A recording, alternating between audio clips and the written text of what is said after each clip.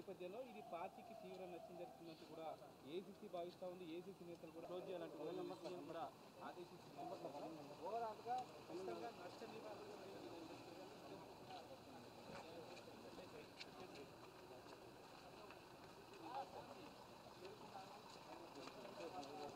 నేను గౌరవ పిసిసి అధ్యక్షుడి ఆదేశం మేరకు వారి దగ్గర రావడం జరిగింది. ఇది మా పార్టీ అంతర్గతం, పార్టీకి సంబంధించిన అంశం. దీనిలో నేను వాస్తవంగా లక్ష్మణ్ కుమార్ గారు నా సోదరుడు 30 సంవత్సరాల రాజకీయాల్లో ఎప్పుడు కూడా ఒక మాట అనలేదు. కానీ సోషల్ మీడియాలో వక్రింపబడ్డ తర్వాత అతను బాధపడి తను స్పందించాడు. దానికి కూడా పెద్ద సీరియస్గా అంశం లేదు.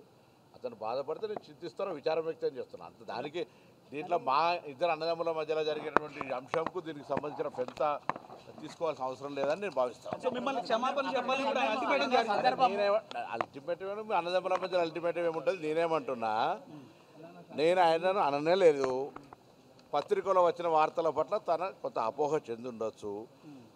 తనకు మనసుకు ఎవరైనా అటువంటి ఆ స్థానంలో బాధ కలుగుతుంది. దానికి విచారం వ్యక్తం చేస్తారో చింతిస్తున్నా అని చెప్తాను. ఇంకా